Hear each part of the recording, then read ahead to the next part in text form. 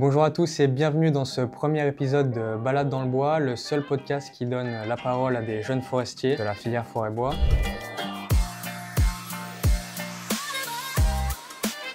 Ce podcast est créé par Le Bois et la Forêt. Vous pouvez les retrouver sur Instagram, TikTok, YouTube et Facebook. Bonjour Léo, bonjour Pauline et merci d'être avec moi aujourd'hui. Donc, comme je vous l'ai dit, vous êtes des jeunes de la filière. Aujourd'hui, on va s'intéresser à votre travail, mais aussi au dérèglement climatique qui, j'en suis sûr, impacte vos métiers. Pour que les auditeurs en sachent un peu plus, on va faire un petit tour de table. Je commence et ensuite je vous donne la parole. Cyprien, je suis originaire de Bourgogne-Franche-Comté et je suis responsable de la seconde transformation dans une scierie résineuse. En gros, je prends les planches, le bois brut et je le transforme en parquet, en lambris, en lame de terrasse et je gère toutes les équipes qui gravitent autour de cette activité.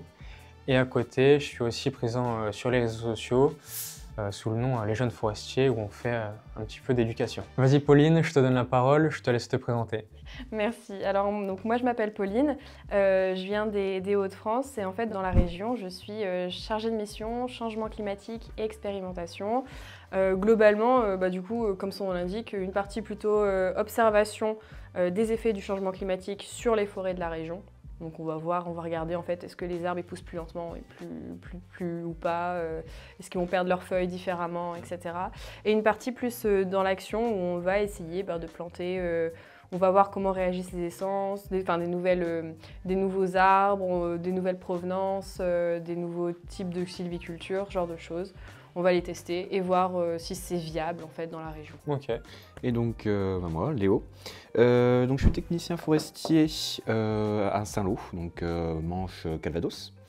Et donc je suis chargé de mission de tempête. Donc là en novembre de l'année dernière, la tempête Ciaran est passée sur la Bretagne et sur aussi le Manche Calvados. Faisant pas mal de dégâts. Et donc ma mission consiste à aller auprès des propriétaires, à la fois pour les aider à faire tout ce qui est déclaration administrative pour les coupes, etc. Et à la fois pour les aider à conseiller sur comment exploiter, s'ils ont des questions, et après, la partie après, donc comment reboiser, comment nettoyer tout leur bois et reboiser derrière. Ok, super. Effectivement, les tempêtes, c'est une des conséquences du dérèglement climatique qui est au cœur de nos métiers aujourd'hui et ce sera le thème d'aujourd'hui. Pour développer ce thème, on va partir en balade, on va un petit peu imaginer à quoi pourrait ressembler la forêt demain, mais pour bien comprendre ce sujet, qui est un sujet assez complexe, on va commencer par le présenter. Est-ce que tu peux nous dire en quelques mots qu'est-ce que le réchauffement climatique et quels sont ses effets? Pas de souci. Le dérèglement climatique, c'est l'effet de l'homme sur le réchauffement climatique. Grossièrement, le réchauffement climatique, c'était quelque chose qui est tout à fait naturel, puisque naturellement, la planète commençait à se réchauffer après la période glaciaire. Mais ça se réchauffait très lentement, donc c'était parti pour des centaines, milliers d'années. Alors que là, avec l'activité humaine et donc tous les effets, les gaz à effet de serre, etc., on a accéléré ça une centaine de fois, voire peut-être même milliers de fois. Et donc là où toutes les plantes, les animaux, les essences, tout ça auraient pu avoir le temps de s'adapter au réchauffement climatique, là ça ne va pas être le cas. Donc ça va être une plutôt grosse problématique et aussi pour nos forêts. Ouais, donc effectivement c'est au cœur de nos métiers. Pour que le grand public comprenne bien ce qu'est une essence forestière, est-ce que vous pouvez définir ce terme peut-être un petit peu compliqué pour les novices? En réalité, c'est pas si compliqué. Grossièrement, on peut considérer qu'une essence, c'est comme une espèce d'arbre en fait. Okay. Voilà. On peut citer le chêne pédonculé, le chêne sésile, il y a plusieurs espèces de chênes et ça c'est des essences. Ok, comme le sapin et l'épicéa du coup. Ouais, c'est des essences aussi. Okay. Et aujourd'hui, on constate, vous le constatez sur le terrain, des effets. Est-ce que tu peux nous détailler quels sont les effets, en tout cas sur ton secteur, du dérèglement climatique? Oui, alors dans les Hauts-de-France, on est un petit peu plus épargné quand même que dans le sud de la France. Évidemment, on a toujours quand même des problématiques selon les essences et les endroits où c'est planté, des problèmes de stress hydrique, pas assez d'eau ou un coup de chaud. Il y a aussi des problèmes liés à des champignons. On peut par exemple citer la cale à rose du frêne. Alors peut-être que le nom du champignon ça ne parlera pas, mais le frêne en fait c'était quelque chose d'assez emblématique dans les Hauts-de-France. C'était l'une des premières essences en termes de production et en 10-20 ans de temps, en fait on a dû tout exploiter à cause du champignon et donc aujourd'hui c'est plus une essence qu'on cultive. Ouais, Ouais, j'imagine. tout à fait, Tu vois, chez moi c'est pas le frêne mais c'est l'épicéa, je suis originaire de Franche-Comté. Là-bas, c'est des massifs entiers qui sont ravagés non pas par un champignon, mais un insecte. C'est un scolide, c'est un petit insecte qui se nourrit de la sève des arbres et qui, du coup, les fait dépérir. Et c'est des massifs de milliers d'hectares qui sont détruits à cause de cet insecte parce que son cycle de développement est accentué par le dérèglement climatique. Donc ça a des effets visibles sur toutes nos forêts, je pense. Je sais pas chez toi, Léo. Bah, moi, je rejoins Pauline parce que je suis à peu près la même région, donc Manche, Calvados. Mais nous, on a un peu plus de châtaigniers, donc c'est une région qui faisait pas mal de châtaigniers. Et avec l'encre actuellement, donc un champignon qui vient au niveau des racines, qui est transmis par l'eau, etc. Et qui bouffe les racines, mais les petites, hein, pas les grosses. Les arbres partant secs, etc. dépérissent. Mais normalement, par nos latitudes et là, par le climat, ça allait. Mais là, avec les sécheresses répétitives, on a de plus en plus de dépérissement. Et ça s'étend un peu plus après, peut-être un peu aux chênes ou autres, mais pour l'instant, on est plutôt tranquille par rapport aux autres régions, ne serait-ce qu'en dessous, dans les pays de la Loire, dans ces zones-là, eux, ils prennent un peu plus avec leur châtaignier. Et puis même dans le sud avec les incendies, je pense que c'est notable. Enfin nous on est peut-être épargnés, on est peut-être un peu plus haut, mais peut-être que demain ça va arriver. Ouais encore, tu vois, là en 2023 il y a la Bretagne, elle a cramé aussi un petit peu. Okay. C'est-à-dire que c'était suffisamment sec pour que ça brûle pas mal d'hectares. Bon, anecdotique, mais pour la région ça commence c'est un peu à être inquiétant. Ouais, peut-être qu'à l'avenir ça va être de plus en plus. Hein. Dans la région, c'est la première fois depuis cette année, ils ont mis en place un référent DFCI. Donc la DFCI, c'est tout ce qui est attrait au réseau pour que les pompiers puissent accéder dans les forêts aux parcelles où il y a un feu. Et avant, ça n'existait pas vraiment, où c'était un réseau partiellement construit. Depuis les incendies, les fameux incendies de 2023 en Gironde, ils ont mis en place, ils ont imposé de structurer vraiment quelque chose, même dans les régions où historiquement... C'était pas forcément le cas on se posait pas la question, il y a 10 ou 20 ans. Ouais, je vois. Donc maintenant qu'on a bien détaillé ce qu'est le dérèglement climatique et son impact sur la forêt, il faut bien se rappeler qu'il y a plusieurs forêts, même sur le territoire français. Il y a des forêts déjà de chênes, de résineux. Chez toi, à quoi ressemble la forêt et quelle est sa vocation première en tout cas? Chez moi, il y a un mélange des forêts feuillues, c'est principalement feuillu parce que c'est de la plaine, hein. Même s'il y a quand même quelques sapins dits normands qui sont originaires là-bas, donc c'est pas bizarre de trouver des résineux. On a un peu des deux, c'est-à-dire qu'on a du feuillu qui est en production aussi, on a du châtaignier qui est utilisé, et on a des forêts même de protection par exemple, mais c'est plus public. Il y a les landes de l'Essai où c'est du pas maritime qui permet de tenir les dunes par exemple. Ok, et tu vois, chez moi c'est complètement différent. C'est plus des forêts de résineuses, donc sapins épicéas, des essences locales. Et par contre, là, on la traite en ce qu'on appelle futaies irrégulières. C'est des forêts où les arbres ont des hauteurs et des âges différents. Et là, sa première vocation, c'est vraiment la protection, produire du bois d'œuvre pour les industries, parce qu'on a quand même beaucoup d'usines de transformation de scieries sur notre territoire, en tout cas en Franche-Comté. Mais j'imagine que peut-être chez toi, c'est encore différent. Peut-être qu'il y a un aspect plus social ou plus environnemental avec des forêts de protection. Alors moi, ça va un petit peu rejoindre, de toute façon on n'est pas loin l'un de l'autre, ce qu'a dit Léo tout à l'heure. Moi, ça va être principalement du feuillu. Par contre, on a une bonne diversité. On a vraiment, en termes du nombre d'essences différentes, on a une bonne diversité, même si c'est principalement feuillu, un petit peu de résineux.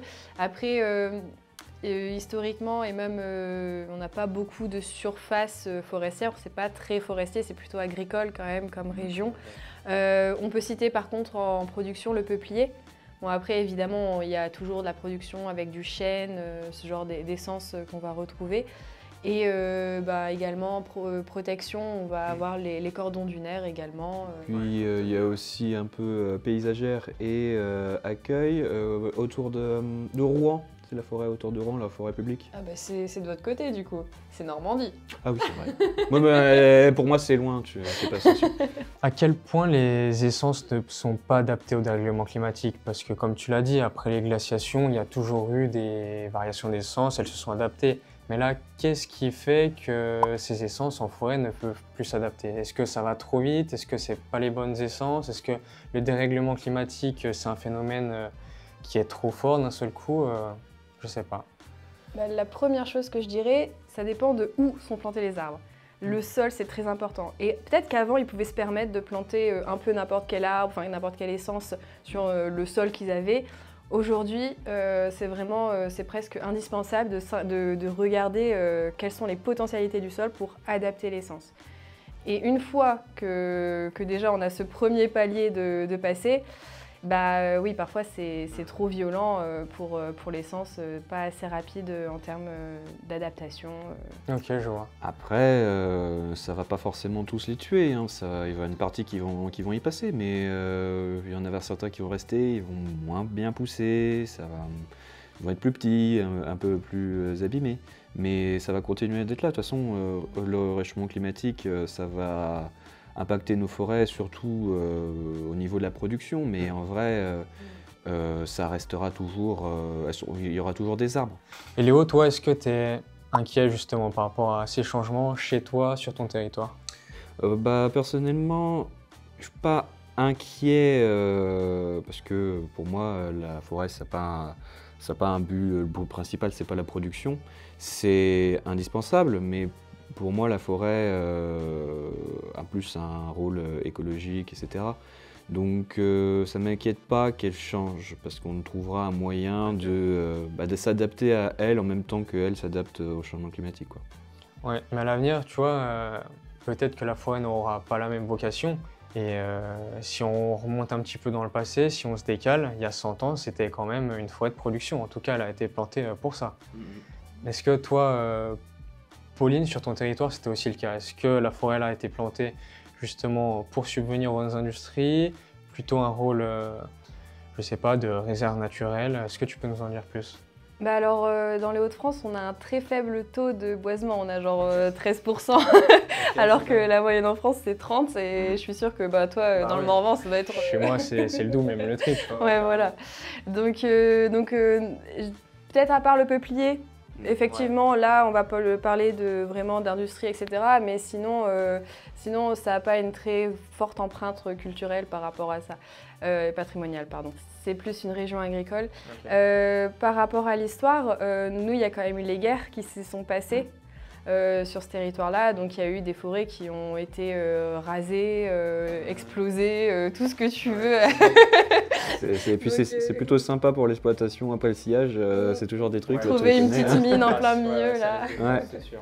Mais en niveau forêt de production, tu es plus dans notre cas, parce qu'à toi, avant il n'y en avait pas de forêt avant la Première Guerre mondiale. Non, nous, il y a une partie dans le Morvan, c'est ça qui a été planté, beaucoup en Douglas. Aujourd'hui, ça permet à plusieurs industries, plusieurs petites scieries, qu'elles soient moyennes, grandes ou non, de subvenir et de créer du bois pour la société. Et maintenant, où je suis dans le Doubs, c'est le massif donc, du Jura. Là, il y a beaucoup de résineux, mais à l'origine, c'est des forêts irrégulières. Donc irrégulière, ça veut dire qu'il y a plusieurs étages d'arbres avec plusieurs âges différents. Et malheureusement, tu vois, même avec des forêts irrégulières de résineux, on est quand même impacté par le dépérissement climatique et notamment sur l'épicéa parce que c'est l'essence emblématique de la région. Pour rebondir un peu sur ce que tu disais même avec l'irrégulier, etc. Je pense pas que ça soit un type de sylviculture qui soit mise en cause dans le dérèglement climatique. On peut très bien avoir ce qu'on appelle régulier, du coup à l'inverse, planter tous en même temps, le même âge, etc., qui se portent très bien, et d'autres qui se portent pas bien. Donc il y a vraiment des sylvicultures et je pense pas qu'il y en ait une qui soit plus Ça dépend en fait de voilà. Ouais, c'est ça, Ça dépend des caractéristiques. Le dérèglement climatique, c'est triste, mais il affecte toutes les forêts, que ce soit des forêts exploitées, mais aussi des réserves naturelles. Tous les arbres sont impactés et ça, franchement, c'est ultra triste. Oui, tous les arbres sont impactés là-dessus. Après, c'est vrai que certains choix à l'époque ont pu faire en sorte que les arbres meurent plus rapidement, qu'ils ne soient pas adaptés au sol ou qu'ils soient plantés un peu trop serrés, ce qui a fait une partie des dégâts 99. Quoi. Et du coup, est-ce que la gestion du passé fait qu'aujourd'hui on a des dégâts inimaginables en forêt? Est-ce que ça serait arrivé même si on avait fait autrement par le passé? Ils ont fait avec ce qu'ils avaient à l'époque, je suppose aussi, les techniques, les connaissances. C'est ça, et puis ils avaient des objectifs différents des nôtres aujourd'hui. C'est pour ça qu'à l'époque, c'était produire pour produire. Et il fallait en faire une grande quantité. Donc aujourd'hui, c'est plutôt, on part de ces forêts-là et on essaie donc de les préparer ou de les aider à faire face au changement climatique et à cette augmentée de température. Aujourd'hui, on a fait le constat, on a des dépérissements en forêt sur plusieurs essences, on a hérité d'une forêt par le passé et maintenant on va se projeter dans le futur. Pauline, lance-toi. Pour toi, dans 50 ans, à quoi va ressembler la forêt de ta région? Idéalement ou comment idéalement, on va prendre le meilleur scénario. Aujourd'hui, sur le terrain, tu fais un constat. Je pense qu'il y a des essences qui vont disparaître, d'autres peut-être qui vont arriver. Toi, quelle est ta vision de la forêt? Des essences qui vont être remplacées. Alors, je ne saurais pas exactement dire lesquelles. Tout à l'heure, toi, tu parlais du hêtre, comme quoi ça avait tendance à disparaître. Moi, dans ma région, je ne pense pas que le hêtre, il va disparaître. Il va être remplacé, il va se retrouver, mais enfin voilà, je ne saurais pas dire exactement lesquels vont disparaître ou lesquels vont réussir à... Il y en a, ils ont ce potentiel dans leur génétique, dans leurs cellules, de pouvoir s'exprimer, de s'acclimater. Donc je ne sais pas lesquels vont vraiment disparaître, certaines vont disparaître. Après, tu as raison, c'est que c'est pas le bon terme, disparaître. On dit disparaître parce que c'est encore une fois la production. Oui. Mais elles seront là, elles seront toujours présentes, comme le frêne qui a impacté partout. Il y en a quand même des fois des petits îlots qui résistent. Tout à fait. C'est ça, comme le village d'Obélix.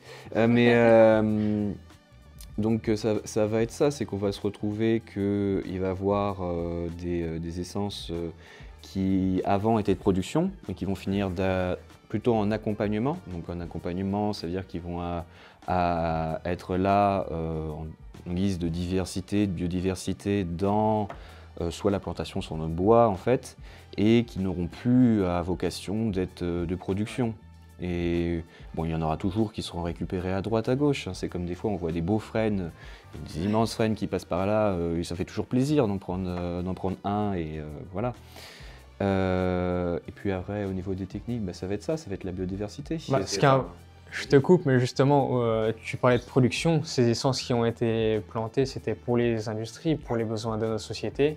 Et il ne faut pas oublier qu'aujourd'hui, le bois qu'on coupe en France de nos forêts, il nous sert pour nos maisons, pour notre chauffage et pour toutes les utilités qu'on en a. Donc c'est important de préparer la forêt à demain. Et utilités qui vont encore plus être présentes et diversifiées dans le cadre où il faut décarboner, remplacer le plastique, utiliser des matériaux plus naturels, etc. Donc toutes des choses qu'on avait l'habitude de construire, de former à base de ces matériaux plastiques, le remplacer par du bois, le bois il faut bien qu'il vienne de quelque part, quoi. Donc c'est ça, ça ce sera votre boulot parce que justement en Syrie, nous, on le transforme, le bois, on en a besoin. Et il y a vraiment une inquiétude sur où est-ce qu'on va pouvoir trouver un bois sain qui n'est pas dépérissant, qui est résistant mécaniquement pour nos charpentes et qu'on aura en quantité suffisante à l'avenir, peut-être dans 20, 30 et même dans 50 ans, parce que si on a des politiques ou en tout cas une volonté de l'utiliser plus, il va falloir qu'on ait quand même ces volumes. Donc c'est à vous aussi de trouver les essences de demain. On parle pas mal j'entends beaucoup parler de forêt mosaïque, avec, donc c'est pas à l'échelle de juste une petite parcelle, mais vraiment à l'échelle de tout un paysage, et d'avoir une mosaïque en fait, de milieux forestiers, c'est-à-dire un milieu plus protection, par exemple où il va y avoir des mares, etc. Un endroit où il va y avoir plus une sylviculture un peu douce, un endroit justement où ce sera plus cultivé, un petit peu plus productif, etc. Donc il y a cette notion qui semble prévaloir dans ce qui serait recommandé à l'avenir. Et du coup, est-ce que à l'avenir, tu penses que ces forêts, donc très visibles des Français, du public, elles vont être impactées? Est-ce que ce sera choquant justement pour nous? C'est choquant parce que il peut avoir déjà moi au niveau tempête, ça fait des surfaces assez conséquentes qui sont tombées tout d'un coup et qu'il faut tout couper. Il faut tout récolter derrière, donc ça choque. Le public qui était habitué à ça va dire des choses et ça peut être un peu problématique. Des fois, les privés, enfin les professionnels et les publics sont un peu en conflit. Il peut avoir des problèmes parce qu'il y a des questions d'incompréhension. On pense qu'on va raser la forêt alors que on a des documents de gestion et en forêt Oui, on va pas de toute façon prendre plus ce que la forêt produit. Il n'y a pas de déforestation sur le territoire métropolitain. Ouais. On coupe, alors donc oui, ça peut être choquant, mais surtout du coup ça passe par comment dire, les documents de gestion. Non, je voulais dire le fait simplement d'éduquer, éduquer c'est pas le bon mot, mais de renseigner en fait. Sensibiliser, former. Il faut qu'ils comprennent ce qui se passe et pourquoi ça se passe en fait. Parce que parfois c'est nécessaire. Quand les arbres sont à maturité, pour les récolter, pour les utiliser dans notre quotidien, rien que la table sur laquelle on est, c'est du bois, donc il fallait bien que le bois soit récolté à un moment donné. Et donc oui, quand on comprend pas, c'est là où effectivement on est choqué, on se demande ce qui se passe, la forêt a été coupée, mais une fois qu'il y a ce dialogue qui est créé avec les Français de façon générale, et qu'on comprend que oui, parfois c'est nécessaire de couper pour pouvoir faire des meubles, notre consommation courante, ou parce qu'on n'a pas le choix. C'est ça, des fois c'est voulu par les forestiers, justement il y a des plans de gestion, mais des fois on ne le veut pas, c'est juste donc des épicéas scolytés, des frênes calarosées, donc ça c'est des maladies justement sur ces arbres, et on les coupe juste pour justement éliminer le risque sanitaire. Donc là on n'a pas le choix, on le fait pour le bien de la forêt. Et puis s'ils étaient restés sur place, il peut y avoir des accidents, des arbres qui tombent, parce qu'il y a une pourriture au niveau des racines, surtout que c'est une matière gâchée. Il y a des arbres, si on les récolte suffisamment tôt, en Syrie, on est encore capable de les transformer. Effectivement, il y aura peut-être des rendements un peu moins bons, mais c'est du bois qui est utilisable et qui pourrait être encore valorisé en meubles, comme cette table ou comme derrière les décors. L'autre aspect aussi très important, c'est que les arbres, si on les laisse tomber, mourir sur le sol, tout le carbone qui a été stocké dans le bois va être relâché en fait dans la nature. Une partie va quand même rester dans le sol. Oui. Le sol, c'est ce qui stocke quand même. Et d'ailleurs, c'est pour ça qu'il faut faire attention au sol quand on exploite une forêt. C'est ça. Ça stocke une grande partie du carbone qu'on a dans les forêts. C'est ça. Donc du coup, si on veut décarboner l'économie, donc c'est un petit peu, même plus qu'un petit peu, c'est la politique actuelle. On laisse du bois mort au sol justement pour régénérer la forêt. Mais l'autre moyen, c'est aussi de le stocker justement dans le matériau bois, dans la construction, dans nos charpentes. C'est ça. Et puis on ne détériore pas les sols en exportant les troncs, etc. Tant qu'on laisse bien les feuilles, les rémanents, les petites branches, c'est là où il y a le plus de nutriments en fait qui sont très importants. Le carbone, c'est quand même du carbone aérien qui a été stocké, donc le bois c'est ça. Mais en tout cas, la forêt de toute façon s'accroît chaque année. Ça c'est certain, il y a des bilans je crois. Même si ça ralentit. À cause du dérèglement climatique. J'imagine. Je crois que pendant un moment, on disait justement qu'elle allait peut-être plus pousser parce qu'il y avait plus de carbone dans l'air à cause justement de l'effet de serre. Mais en contrepartie, on a justement moins de pluviométrie, le stress hydrique et du coup, cet effet est compensé. Qu'est-ce qu'on peut mettre en place pour lutter contre le dérèglement climatique ou en tout cas protéger les forêts contre ce dérèglement ? Alors les impacts, je pense qu'on les a quand même pas mal déjà évoqués. Alors ce qui va être important de mettre en place, ça va être à différents niveaux. Déjà en termes d'essence, je pense qu'on ne peut plus uniquement se contenter d'une seule essence. Lorsqu'on plante même, il va falloir mixer, avoir plus de diversité au sein d'une même parcelle, avoir des forêts du coup mélangées. Pour plus de résilience et puis même s'il arrive quelque chose à l'une d'entre elles, que les autres puissent prendre le relais en fait. Relais au sein d'une même parcelle du coup. Exactement. Okay. Bah, c'est pour ça qu'on fait des tests dans la région, mais il y en a partout en fait. Chaque région va essayer un peu justement de tester selon différents protocoles. Il y a différents projets qui cherchent justement à avoir la viabilité d'essences, d'autres provenances. Ok, du coup, vous faites comment? Vous achetez des plants, vous les mettez en forêt, vous allez les chercher dans d'autres pays et vous les mettez chez vous? Vous faites comment? Alors, c'est très restrictif. Il y a un cadre quand même légal. On ne peut pas aller acheter à l'étranger. Donc, il y a un passeport phytosanitaire, si tu veux, là-dessus. Donc, on les achète, on s'approvisionne au niveau des pépiniéristes qui, eux, en fait, ils sont même avant nous. Ils essayent de voir, en fait, de se dire « il faut que j'aille chercher il faut que je m'approvisionne en telle graine, parce qu'on va me demander des nouvelles choses que j'avais pas avant. » Donc on s'approvisionne et puis on va planter c'est des petites parcelles en général, c'est des petits essais. On va pas planter 4 hectares d'un coup alors qu'on sait pas exactement ce que ça va donner. Donc parfois c'est juste des petits carrés d'une centaine de plants. Voilà. Et après techniquement, qu'est-ce que tu pourras mettre en place? Est-ce qu'il faut faire des coupes différentes en forêt? Est-ce qu'il niveau sylviculture, est-ce qu'il faudrait agir différemment? Alors oui, mais alors je vais revenir un peu peut-être sur ce que j'ai dit tout à l'heure. Et pour moi, il n'y en a pas qu'une seule, il y en a différentes. Et donc ça va s'adapter en fait à chaque parcelle, à chaque propriétaire, à chaque porte-monnaie aussi. Ouais, j'imagine, parce que ça coûte les opérations. Oui, tout à fait. Mais par exemple, quelque chose de plus doux, on peut passer du régulier à l'irrégulier, par exemple, ce genre de choses. Avoir des actions en faveur de la biodiversité. Il y a encore des propriétaires par exemple qui ne savent pas mais qui coupent le lierre parce qu'ils pensent que ça empêche les arbres où ça prend les nutriments alors qu'en fait pas du tout. Enfin, c'est tout des petites choses, des petites sensibilisations des petits détails, comme ça. Voilà, c'est des petites échelles, protéger le sol, avoir un réseau bien défini sur lequel les camions, par exemple, ils vont passer et pas abîmer le reste du sol et vraiment concentrer les dégâts. Ouais, donc en gros, il faut vraiment donc, avoir des petites actions et agir localement parce que chaque forêt est différente. Oui, tout à fait. Ok. Moi, pour revenir, alors ça peut-être répondre aussi à ta question d'outils, je ne sais pas dans quel sens tu voyais outils, mais la formation surtout, je trouve que c'est important parce qu'on a beau dire, ah oui, il faudrait par exemple, idéalement que ça soit, on entend parler de SMCC, donc en fait c'est en couvert continu, donc c'est super, enfin c'est génial. C'est quoi couvert continu? Mais en fait, c'est le fait qu'il n'y ait jamais de ce que les gens appellent la coupe à blanc, où tous les arbres sont coupés en même temps, où voilà, en fait, les arbres grandissent, poussent avec toujours d'autres arbres, d'autres étages au-dessus d'eux. Ça permet d'avoir un microclimat et c'est vrai que c'est favorable à leur développement, mais il faut des gens capables de gérer ça en fait. Il faut les compétences. Et ça passe donc soit par des gestionnaires, donc ça voilà, faut avoir ça, c'est vos métiers, ça.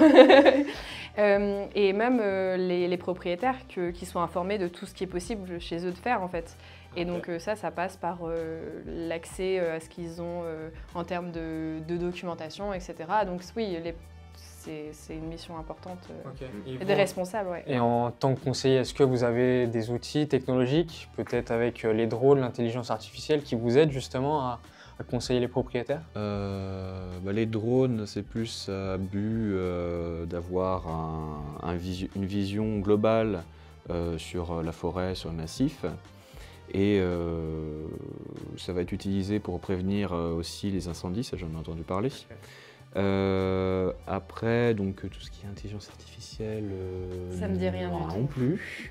Ça va peut-être arriver parce que. Oui, non mais tout à fait, c'est envisageable. Tout est envisageable. Après, c'est ça, on peut leur fournir une base de données et puis voir ce qu'ils donnent. J'ai envie de dire que le nerf de la guerre, c'est les sous.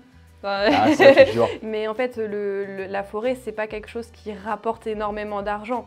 Donc les drones, etc., il y a des potentialités énormes en fait. Il y a même peut-être l'IA, c'est juste qu'on n'y a pas encore pensé, mais il y a des potentialités énormes, mais il faut simplement qu'à un moment donné, que c'est les sous qui limitent quoi aussi. Ok, ouais.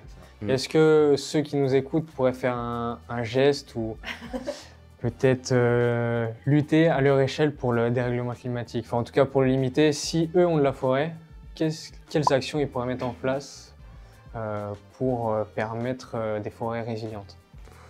Déjà qu'ils s'y intéressent. Ouais. Les petits propriétaires qui ont leur forêt, qui ont récupéré d'héritage, qui ne sont jamais foutus les pieds, etc. Oui, ça existe, mais il y en a beaucoup qui sont auprès de leur forêt, etc. Oui. C'est juste qu'ils n'ont pas été informés de... C'est ça, mais qui se renseignent un petit peu. Et, bah, Oui, mais il faut savoir où se renseigner. c'est notre boulot, normalement, ça. Donc le meilleur moyen, donc, c'est de se former, c'est d'agir concrètement, de se renseigner déjà sur sa forêt. Et après, peut-être justement d'aller voir des personnes, des conseillers, peut-être du milieu, des pros, pour les aider dans leur démarche. C'est ça. Avoir des documents de gestion et se faire encadrer. Ouais. Et pas besoin d'avoir une grande surface pour avoir un document de gestion durable. Ça peut être... avec les incendies, les gros dossiers, enfin les plus gros dossiers, ce qu'on appelle les PSG, donc les plans simples de gestion, c'était effectivement 25 hectares, enfin c'est rabaissé à 20 hectares. Mais même 10 hectares, même 5 hectares, les propriétaires peuvent signer un document de gestion durable. C'est pas grand-chose, mais c'est juste pour dire au moins, j'ai réfléchi en fait à ce que je peux mettre en place. Je me suis intéressée à ma forêt, comment faire attention, simplement. C'est ça. Et du coup, il ne faut pas oublier que tout le monde, même à petite échelle, peut agir. Oh, oui, les propriétaires, oui, forcément. Oui, après, le grand public, je ne sais pas. Le grand public, déjà, il peut s'intéresser en achetant des meubles, ne serait-ce que des meubles fabriqués en France ou des meubles avec du bois. Comme ça, c'est parce que le meilleur stockage de carbone qui puisse exister, ça reste le mobilier et la construction. Donc, utiliser ces bois-là là-dessus. Donc, c'est vrai que c'est utile, le bois pour... le chauffage, c'est sûr que c'est toujours plus renouvelable que les autres... que les autres essences, oui, bien sûr. Pas que les autres essences, que les autres sources d'énergie. Mais c'est encore plus intéressant de pouvoir valoriser le bois autrement qu'en plaquettes ou en bûches, etc. Ok. Donc si j'ai bien compris, on s'intéresse à sa forêt si on en a. C'est ça. Et sinon, on consomme local, on consomme avec du bois français. C'est ça. Ou de façon générale, raisonnée. C'est faire attention à sa consommation, mais ça après on entend partout. Et du coup, pour conclure, Léo, est-ce que tu peux nous dire à quoi va ressembler les forêts de demain? Est-ce que ça sera la même qu'aujourd'hui? Est-ce qu'il y aura des essences différentes? Comme l'a dit Pauline tout à l'heure, oui, forcément, il y aura des essences différentes. Donc ce sera une forêt qui est un peu plus bariolée, que ce soit au niveau... vraiment petit de la parcelle, où il y aura plein d'essences différentes, mais au niveau massif, où il y aura certains peuplements, certaines parcelles qui seront dédiées seulement à la biodiversité, où on ne fera pas de choses, ça risque d'arriver aussi. Okay. Au niveau des bois, on estime qu'ils vont pousser un peu plus lentement, donc on aura peut-être des bois plus petits, ou on ne sait pas trop. Peut-être qu'il y en aura certains, comme ils prendront des stress d'un coup, ils vont avoir peut-être quelques défauts supplémentaires par rapport à avant. Et enfin, en fonction des régions, ça va changer. C'est-à-dire que là où on avait des régions qui étaient très productrices, qui étaient concentrées là-dessus, ça va diminuer, où on va avoir un peu plus de protection. Donc ça va avoir il y a des schémas. Des rôles différents. C'est ça, des rôles différents. Et puis après, ça va être aussi vrai, ça va être pour tour méditerranéen, où c'est un risque. Et on essaie de le diminuer à fond. C'est à force qu'il y aurait des incendies qu'on perde à certains endroits l'aspect boisé pour que ça devienne un peu de la lande ou même de la garrigue.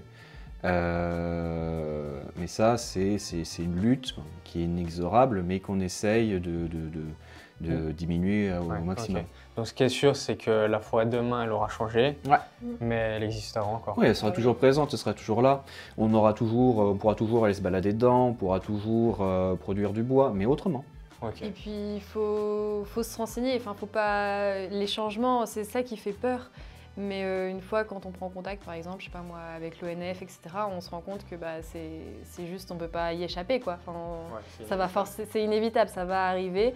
Donc autant s'y préparer. C'est ça, c'est des défis à relever, mais qui sont relevables. C'est pas impossible, on n'est pas vers un futur où c'est fini, c'est la fin du monde. Non, non, non. Bon, je vous remercie. Sur ce message positif, on termine. Je te remercie. On se donne rendez-vous dans 30, 40, 50 ans. Pour en savoir plus sur la forêt et sur le bois, abonne-toi.